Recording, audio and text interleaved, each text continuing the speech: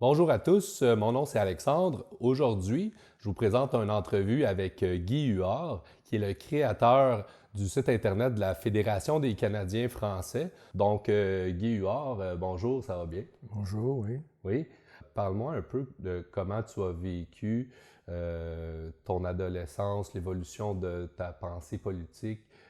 Ben, quand j'étais étudiant, d'abord, je viens d'une famille politique euh, des deux côtés. Et puis, je me suis impliqué à mon niveau, disons, quand j'étais jeune, tu sais, comme moi, faire sortir le vote pour le Parti québécois en 1970. En 1976, quand je travaillais dans la région de Trois-Rivières, j'ai pris un congé de 3 jours pour gérer une équipe de téléphonique pour faire sortir le vote. Puis après les élections, notre député, notre candidat a gagné. Il y a eu, disons, des opportunités qui sont ouvertes. Là. J'aurais pu être sur le comité régional, mais j'avais déjà ambition de revenir à Montréal à ce moment-là, où c'est arrivé assez vite d'ailleurs. J'ai poursuivi ma carrière à Montréal et puis... À ce moment-là, c'était quoi ton état d'esprit? Pourquoi tu décidais de participer à des mouvements politiques? C'était quoi tes motivations internes plus Ben profondes?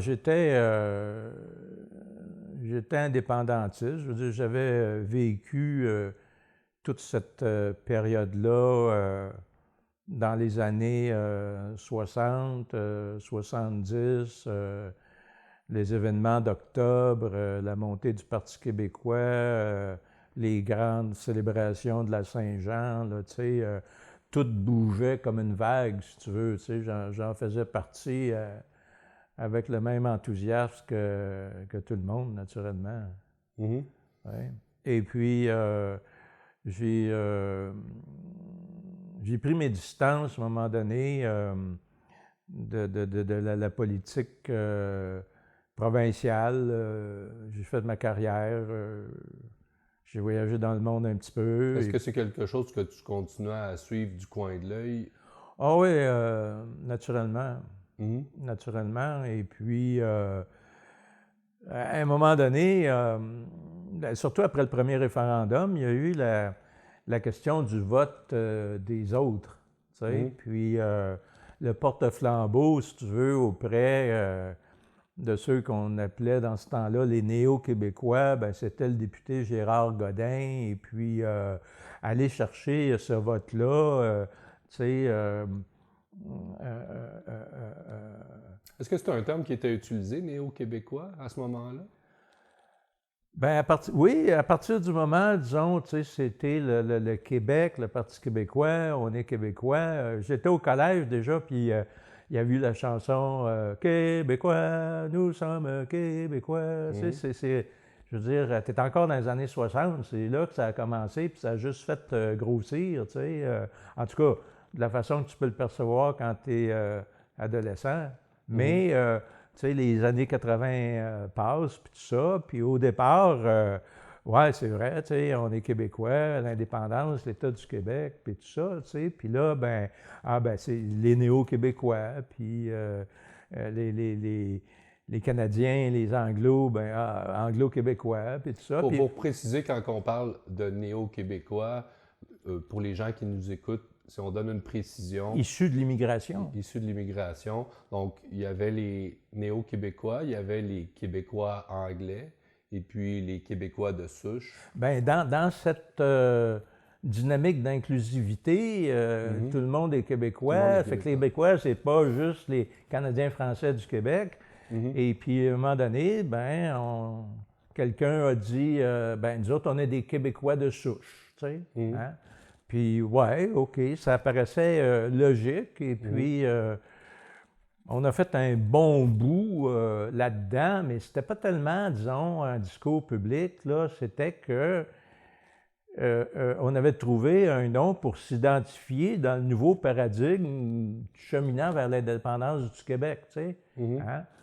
Puis, je veux dire, tout le monde le sait encore, finalement, que le projet existe à cause des de souche, c'est-à-dire à cause des Canadiens français, tu sais, même si... mais tu vois, à un moment donné, à mesure que le fait de l'immigration s'imposait, que le nombre d'immigrants annuellement augmentait, puis, tu sais, avec la rectitude politique qui est arrivée chez nous au début des années 90, bien, à un moment donné, on s'est fait dire qu'on était Québécois de souche, ça démontrait qu'on était raciste. Tu sais? Ça, c'est quelque chose qui est arrivé progressivement. Je veux dire, ça faisait pas partie disons, du discours. Mais je vais te dire, dans ce contexte-là, j'ai passé quelques années à aller en République dominicaine. Puis à un moment donné, j'ai rencontré un homme à la retraite, plus vieux que moi, d'ancien professeur d'université. Puis je me suis présenté, puis dans ma tête, je me suis dit, je sors d'où, là, pour lui, tu sais? OK? Puis québécois, ça le faisait pas. Naturellement, j'ai dit, je suis Canadien-Français. Par réflexe? Profondément. C'était comme le résultat, si tu veux, de quelque chose qui percolait depuis des années, tu sais.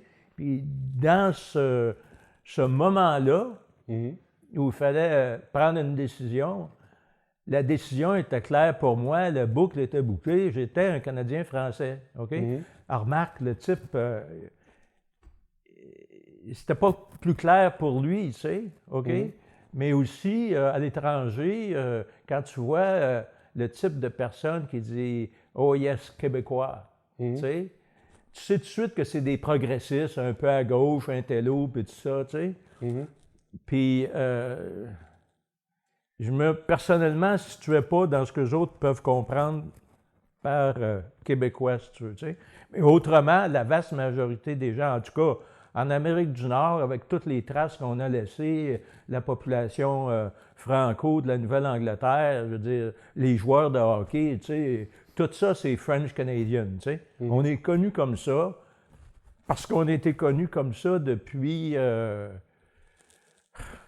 Donc, 200 ans maintenant, là, tu sais. Exact. Donc, il y a une ambiguïté identitaire qui se présente naturellement chez certains Québécois de souche ou Canadiens français. Toi, tu l'as vécu lors de ton interaction. Mais il y a un autre aspect aussi, c'est que, tu sais, la fameuse Révolution tranquille, OK? C'est présenté comme tout d'un bloc, là. Mais en réalité, quand tu y penses, tu sais, puis les gens en tirent de la fierté, naturellement, c'est qu'il y a eu un développement économique. OK? Il y a une présentation de la Révolution tranquille aussi comme une évolution culturelle. Bon, bien, c'est ça qu'il y a. C'est ça qu'il y a. C'est que si l'évolution économique a été bonne, mais il faut accepter qu'elle dépendait pas seulement de nous autres, il y avait le contexte, OK? Il y avait eu la Deuxième Guerre mondiale, il y a eu la guerre froide, OK? Il y a eu aussi l'augmentation démographique, OK? Puis là, l'histoire officielle dit « Ah, la Révolution tranquille a commencé avec Jean Lesage, maître chez nous, tu sais. Non. Duplessis, avant, avait commencé à faire des affaires. Ses successeurs aussi, tu sais. Ça serait arrivé de toute façon. Comprends-tu? Même si on regarde à l'extérieur du Québec, c'est un phénomène culturel sans que ce soit appelé Révolution tranquille à l'extérieur du Québec, mais c'est un phénomène relativement mondial. Ce qui est arrivé chez nous est arrivé d'une façon différente dans tous les pays industrialisés. OK? Puis de la façon qu'on l'a vécu chez nous, c'est que le changement de paradigme, tu sais, que notre passé en tant que Canadien français, ben, tu as eu la Grande Noirceur, Duplessis, mais tout ça, c'était ringard de toute façon, tu sais. Puis la littérature canadienne-française, la poésie canadienne-française du 19e siècle, tu sais, c'était trop patriotique, comprends-tu? Mhm. Fait que finalement, je veux dire, le ton, à partir des années 60, à peu près en même temps d'ailleurs que commençait la contre-culture, qui a impacté notre génération de plein fouet, Mhm. OK? Juste au lendemain de l'effet du Concile Vatican II qui a complètement changé la religion, Mhm. OK? Ces affaires-là sont arrivées en même temps, et puis Est-ce que là... pour les auditeurs, tu pourrais dire rapidement, en quelques lignes, comment le Concile de Vatican II a changé la religion chrétienne? euh, il y a plusieurs aspects à ça, mais la façon dont les gens l'ont vécu, c'était des changements, c'était comme une libéralisation de l'Église. Peut-être qu'en soi, c'était pas une mauvaise chose, mais contrairement à d'autres pays catholiques où la désaffectation, si tu veux, vis-à-vis de l'Église s'est produite plus graduellement, chez nous, c'était assez abrupt. Mhm. Parle-nous de un ou deux exemples d'impact direct que ça a eu ici. Ben, bon, il y a eu des changements dans le rituel de la messe, disons, Mhm.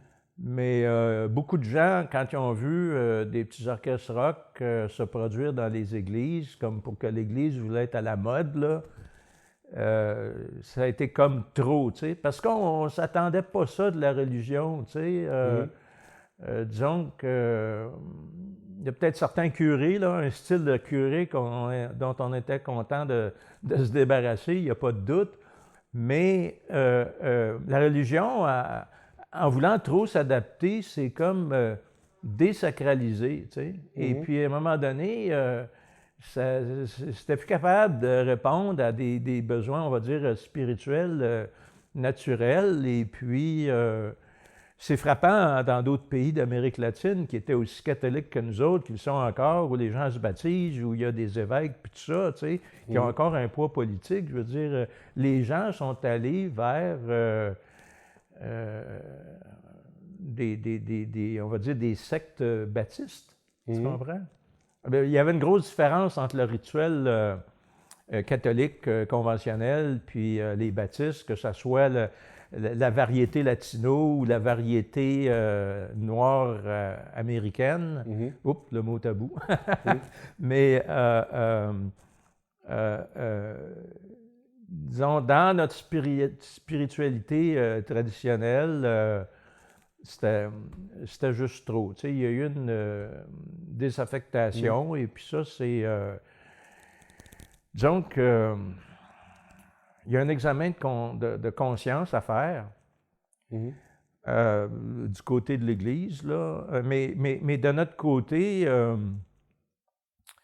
il y a, sans m'étendre sur le sujet, je dirais qu'il y a un besoin d'un certain retour vers une spiritualité, tu sais, mais dans notre monde contemporain, hyper matérialiste, c'est naturellement découragé. Et puis C'est ce difficile. matérialisme-là, euh, c'est une autre affaire qui a commencé dans les années 60, c'est la société de Ah, consommation, l'invention d'une culture adolescente avec la contre-culture. Tu sais, mhm. la vie... Il y a un marché pour les adolescents qui s'est développé dans les années 70, où est-ce qu'il y a des compagnies qui ont remarqué qu'il y avait de l'argent à faire avec les adolescents, mais ça a les commencé jeunes avec la adultes. musique, Mhm. après ça la mode, l'habillement, puis ainsi de suite, puis c'est devenu ce que c'est maintenant, tu sais, Mhm. mais... Est-ce qu'il y a, il y a des parallèles intéressants à faire à ce niveau-là, au niveau de la vision nationale, de la vision de l'identité nationale du peuple,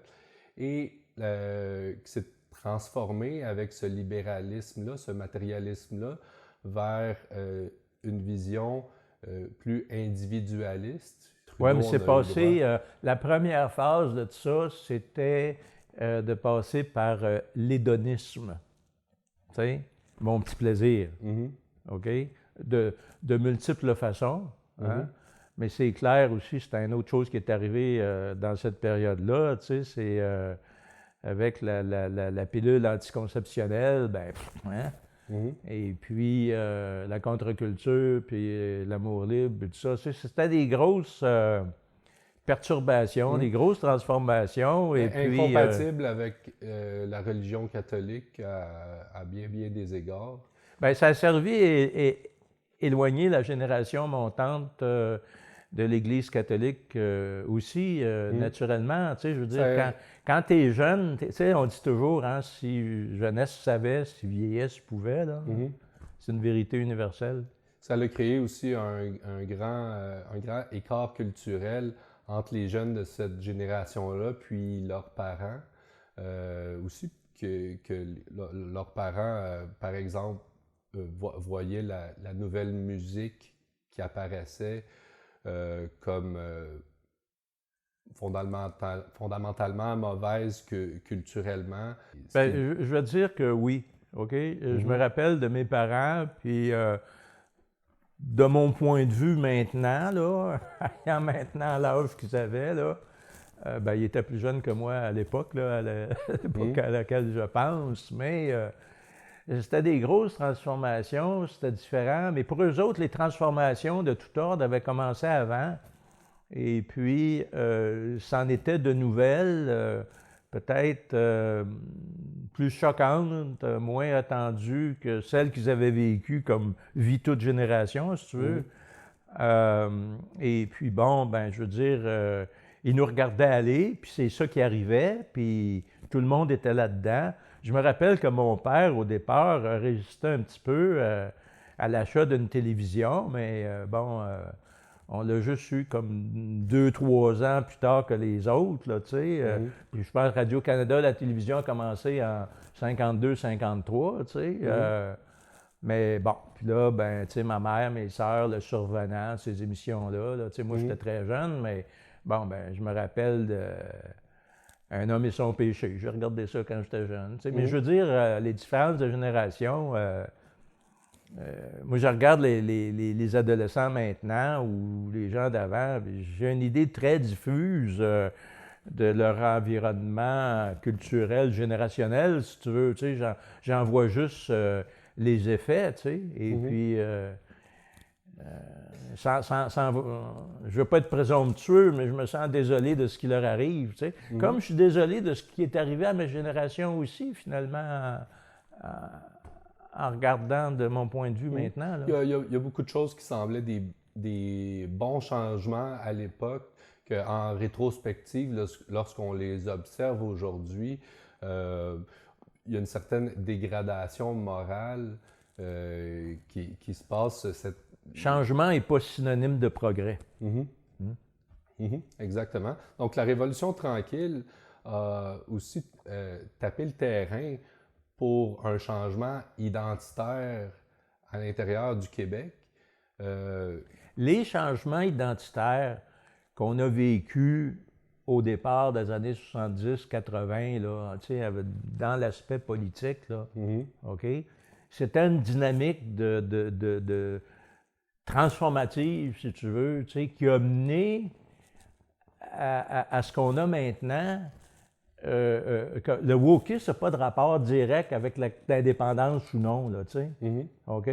Puis ça, ben, c'est arrivé dans tous les pays industrialisés. C'est comme une vague mondiale, si tu veux. Donc, on pourrait dire que les populations des pays industrialisés, qui sont des cultures en Europe européenne ou de racines européennes comme nous autres en Amérique, on a tous été ciblés dans nos valeurs, OK? Parce que dans notre héritage, nos héritages nationaux, collectifs, quand on prend cette grappe de pays-là, il y a la genèse de l'État-nation, de la démocratie, l'évolution des cultures nationales qui ont permis ça et se sont nourris de ça, OK? Nous autres, au Québec, au Canada français, on a notre propre version de ça avec notre histoire de peuple conquis, OK? Mais on arrive au 21e siècle et tous nos cousins de culture européenne, on va dire largement, là, sont en train de... on se voit imposer finalement la même transformation qui est finalement d'éliter l'État-nation traditionnel qui est né en quelque part au 18e siècle, si tu veux, dans l'histoire européenne, là, tu sais, les chicanes de tête couronnée, puis tout ça, là, à un moment donné, il y a eu le traité de Westphalie, où ils ont dit, OK, t'es le souverain de tel territoire, on se mêle plus de nos affaires. Donc, Guy, tu nous as parlé plus tôt qu'il y a certains stigmas qui se sont attachés avec le temps avec l'appellation canadien-français ou même québécois de souche aussi. C'est des termes, par exemple, canadien-français qui parlent plus longuement de notre histoire, surtout dans le mot canadien. On pourrait aller chercher dans l'histoire qu'on est le peuple fondateur du Canada. Ensuite de ça, il y a le terme français est un terme qui parle d'une ethnie. On vient d'un pays où certains pourraient dire c'est un terme qui était plus facilement utilisé avant, mais on est de race française, de civilisation française. Donc, aujourd'hui, c'est des termes qui sont plus difficiles à aborder dans une culture inclusive, politiquement correcte. Par contre, ça a certains défauts. C'est que c'est difficile pour la nation fondatrice, la nation de souche, d'avoir un poids politique et légal qui lui permet de s'exprimer, d'avoir une voix et d'être différencié parmi, disons, le melting pot québécois qui inclut les Canadiens français, les Canadiens anglais et les néo-québécois ou les immigrants. Donc, parle-moi un peu de qu'est-ce que ça prendrait pour redonner aux Canadiens français un poids politique et légal pour que nous puissions s'exprimer. D'abord, j'aimerais dire que le changement que tu décrivais n'est pas arrivé tout seul. OK? Il y avait un dessein idéologique, on va dire. C'est arrivé ici comme c'est arrivé ailleurs, mais c'était un dessein d'une gauche, faut le dire, marxiste. Et leur méthode pour opérer des changements culturels, pour amener l'implantation de leur vision du monde, c'est, on appelle ça faire table rase, tabula rasa. OK? Alors, le départ de ça, c'est comme d'effacer le passé. OK? Pour modeler ce qu'ils ont appelé dans l'histoire du 20e siècle l'homme nouveau, tu sais. OK? À chaque fois qu'il y a une dépression importante, il y a une recherche, les leaders politiques, tu sais, ça fait que les marxistes avaient leur idée de l'homme nouveau. Adolf Hitler a eu son idée de l'homme nouveau. Il y a une réflexion là-dessus, tu sais. Bon. Et finalement, c'est ça que notre gauche, nos retours d'Europe là, à partir de 1949, là, Trudeau et compagnie, là, tu sais, avec les véhicules qu'ils avaient à l'époque, des revues intellectuelles, ont commencé à essaimer ces idées-là. Les changements qui se sont produits, si ça avait été un gouvernement de l'Union nationale, si les leaders de l'Union nationale n'avaient pas été décimés comme ils l'ont été, là, il y aurait eu du changement économique essentiellement le même, et puis les transformations culturelles auraient trouvé plus de résistance, et puis je pense que ça nous aurait protégés jusqu'à un certain point. On peut peut-être supposer que les changements se seraient produits moins brusquement, peut-être à la vitesse dont ils se sont passés dans d'autres pays catholiques comme l'Espagne ou l'Italie. Quand tu as conçu le site Internet, qu'est-ce que tu avais en tête au niveau du contenu que tu voulais présenter et qui est disponible maintenant? Je voulais que ça soit un lieu de ralliement.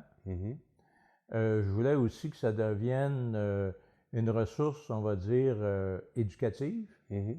OK? Mais en même temps, disons qu'il faut, je ne vais pas dire ménager nos efforts, je ne ménage pas mes efforts, mais il faut faire des choix quand même, tu sais? Mhm. OK?